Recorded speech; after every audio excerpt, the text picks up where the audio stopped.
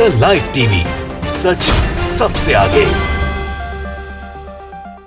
दोस्तों, मैं अब्बास हफीज हूं। संजीव भट्ट के मामले में मोदी सरकार को और पूरी भारतीय जनता पार्टी को एक बहुत बड़ा झटका पड़ा है। झटका ऐसा है कि जिसने उनके खिलाफ केस किया था उसने अपनी पिटीशन को वापस लेने का कहा है कोर्ट में उसने आगे कहा है कि मुझे ये पिटीशन विड्रॉ करनी है, ये मुकदमा वापस लेना, मैं इसके ऊपर कोई भी आगे कार्रवाई नहीं चाहता। भारतीय जनता पार्टी और गोदी मीडिया जिस पूरे तमाशे को तमाशा बनाने में लगी हुई थी, अब उसके अंदर इतना बड़ा अपडेट है लेकिन कहीं भी कुछ भी नजर नहीं आता है। 2 अंग्रेजी के अखबारों के अंदर छपा है, छोटा सा पूरा मामला, हिंदी के अखबारों से पूरा गायब है। द इंडियन एक्सप्रेस ने और टाइम्स ऑफ इंडिया ने छापा है। इंडियन एक्सप्रेस ने लिखा है टॉर्चर कंप्लेन जो की गई थी, जो कंप्लेनेंट था, जो उसके अंदर फरियादी था कंप्लेन का, जो संजीव भट्ट के खिलाफ की गई थी कि उन्होंने संजीव भट्ट ने वहां पर जो लोगों को बंधक बनाया था, उनके ऊपर जुल्म ज्यादतियां की थी कस्टडी के अंदर, उसने अपनी जो याचिका है वापस लेने का अदालत के अंदर कहा है। संजीव भट्ट के खिलाफ जो याचिका लगाई थी उसको वापस लेने का कहा है। ये इंडियन एक्सप्रेस का अंग्रेजी में छपा अखबार का हिस्सा है जिसका हिंदी अनुवाद ये है। और साथ के साथ इसके अंदर ये भी अपडेट है, टाइम्स ऑफ इंडिया ने छापा है कि 30 साल के बाद जिसने कंप्लेन की थी संजीव भट्ट के खिलाफ, वो अपनी कंप्लेन वापस लेने का कह के अदालत में गया है।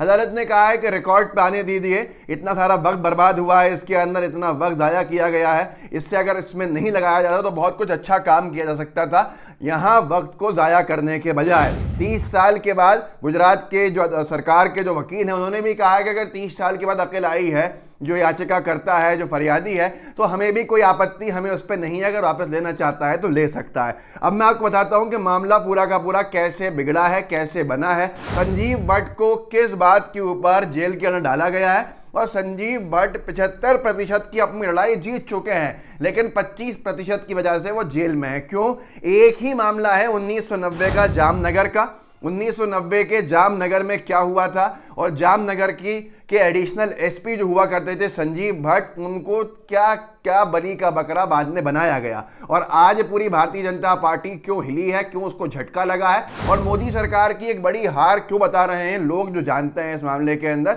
वो आपको मैं इस वीडियो के अंदर बताना चाहता हूं।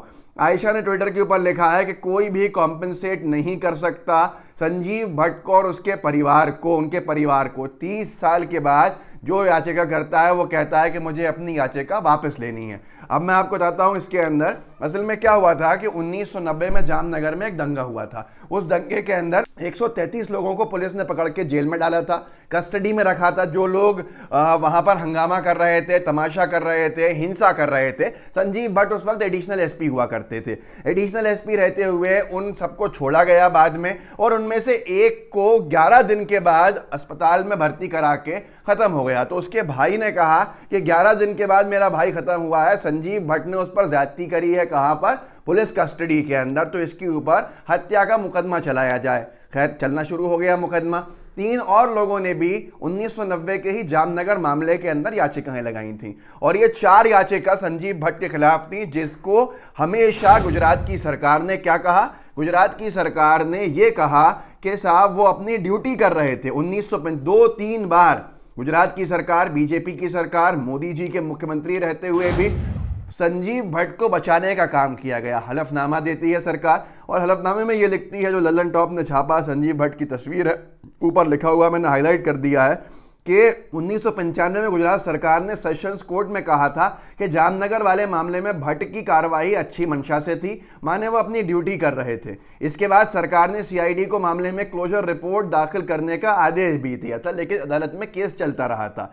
और उसके बाद जैसे ही ये सारे के सारे जितने चारों मुकदमे थे, सब में गुजरात की बीजेपी सरकार ने अपना हलफनामा दिया हुआ था कि संजीव भट्ट के खिलाफ कोई केस नहीं बनता है, और हमारा हिसाब से तो ये वो ड्यूटी कर रहे थे, अपना फर्ज निभा रहे थे, मतलब अच्छी मंशा थी। संजीव भट्ट सुलझे हुए व्यक्ति हैं, संजीव भट्ट ईमानदार है, सारी चीज़ें उसमें लिखी गई होंगी।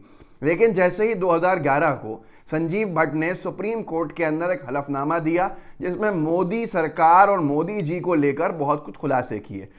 18 अगस्त 2011 को समाचार वेबसाइट द हिंदू पर छपी खबर के मुताबिक जिस दिन संजीव भट्ट ने सुप्रीम कोर्ट में दंगों से संबंधित हलफनामा दाखिल किया था, उसी दिन गुजरात सरकार ने 1996 में दाखिल अपना हलफनामा वापस ले लिया था। आप सोचिए 11 साल और 14 15 साल पहले का दिया हुआ हलफनामा मोदी सरकार ने वापस ले लिया, जिसमें वो संजीव भट्ट का बचाव कर रहे थे। सिर्फ इस डेट्स मैच होते हुए देखिए, जब सुप्रीम कोर्ट ने मोदी जी को और मोदी सरकार को जिम्मेदार ठहराया था सुप्रीम कोर्ट के हलफनामे के अंदर, उसके बाद से उनकी मुश्किलें बढ़ना शुरू हो गई। मुश्किलें इतनी बढ़ गई कि जैसे ही ये पूरा का पूरा मामला फिर जांच के अंदर आया तो 4 केसेस में 2 केसेस जो हुए थे उनको क्वैश कर दिया गया। संजीव भट्ट के वकील ने वहां बहस करी और 2 मुकदमे अदालत ने खारिज कर दिए कि ये सही नहीं है। अब बचते थे 2 मुकदमे, एक में सजा हो गई उम्र कैद की, और उसी से जुड़े दूसरे जो चौथा मुकदमा था उस मुकदमे में भी क्वैशमेंट के ऊपर ही बहस चल रही थी कि ये मुकदमा गलत है, फर्जी है, खारिज किया जाए। इतने में जो फरियादी था वो आता है और कहता है कि मुझे अपने इस मुकदमे को वापस लेना है, मैं इसको आगे कॉन्टेस्ट नहीं करना चाहता, लड़ना नहीं चाहता। अब बहुत सारे लोग सवाल कर रहे हैं कि एक ही केस है, जामनगर का मामला है, 11 दिन के बाद बाहर जाके किसी को मौत होती है, उस मामले के अंदर संजीव भट्ट को जेल में डाल दिया गया है। लेकिन इसी 1990 के जामनगर के मामलों के अंदर जो 133 कैदी वहां पर बनाए गए थे, उन्हीं की याचिकाओं में से 4 में से 3 अब खत्म हो रही हैं, 2 खत्म हो चुकी हैं, तीसरी खत्म हो रही है। मतलब संजीव भट्ट की जीत दिख रही है। लेकिन चौथा उसी केस से जुड़ा हुआ मुकदमे में उम्र कैद की सजा मिल जाती है। तो बहुत सारे सवाल खड़े हो रहे हैं, बहुत सारे सवाल हैं जिनके जवाब शायद बीजेपी की सरकार के पास नहीं हो। लेकिन संजीव भट्ट की पत्नी, उन्होंने कई बार ये भी कहा कि मेरी जान को खतरा है, जिस तरह से लोग मुझे धमकियां दे रहे हैं, सुरक्षा दी जाए। मोदी सरकार ने उनको सुरक्षा भी नहीं दी है। तो मंशा पता चलती है कि क्या है। लेकिन आज सबसे बड़ा विषय यह है कि आज भी अदालत में वो झटके पड़ रहे हैं, वो पूरी मीडिया में से गायब हैं। संजीव भट्ट की रिहाई के लिए जो लोग कोशिशें कर रहे हैं वो मीडिया में से गायब हैं। जो संजीव भट्ट के हक में फैसले आ रहे हैं वो भी मीडिया से गायब हैं। इसके बाद भी मीडिया के बहुत साथी कहते हैं कि हम पे आरोप क्यों लगते हैं। तो आरोप नहीं लगे तो क्या हार मालाएं पहनाई जाएं, ये आप उनसे पूछ लीजिएगा। लेकिन ये संजीव भट्ट की, उस व्यक्ति की जिसका जीवन संघर्ष से गुजर रहा है, उसकी एक जीत का एक हिस्सा आप ज़रूर आगे बढ़ाइएगा। लोगों को बताइएगा कैसे बीजेपी की सरकार होते हुए बीजेपी को इतना बड़ा झटका पड़ा है और 4 मुकदमे जो संजीव भट्ट पे लगाए गए थे उनमें से 3 में संजीव भट्ट की जीत हुई है। 2 क्वैश हो चुके हैं, ख़त्म हो चुके हैं, और एक को खुद ही फरियादी ने कहा है मैं आगे लड़ना नहीं चाहता। जानकार ये बता रहे हैं कि वो केस भी क्वैश हो जाता, वो केस भी खारिज हो जाता। इससे पहले ही फरियादी ने वापस लेने का काम कर लिया। अब इन 3 केसेस का असर क्या पड़ेगा उस केस के ऊपर, जो अब आगे जाके क्या अदालत का फैसला देखेगा, जिसके अंदर उम्र कैद हुई है। लेकिन जहां तक लग रहा है बहुत जल्दी आप अच्छी खबरें ही सुनेंगे, क्योंकि एक ही मामले से जुड़े 4 केसेस में 3 केसेस में वो जीत चुके हैं। इस वीडियो को आगे बढ़ाइए, लोगों को व्हाट्सएप ग्रुप्स से जुड़े हों उनको इसका लिंक भेजिएगा, जागरूक कीजिएगा, साथ में लाइव टीवी को सब्सक्राइब कीजिएगा और बेल आइकन दबाइएगा। जय हिंद, जय भारत। द लाइव टीवी, सच सबसे आगे।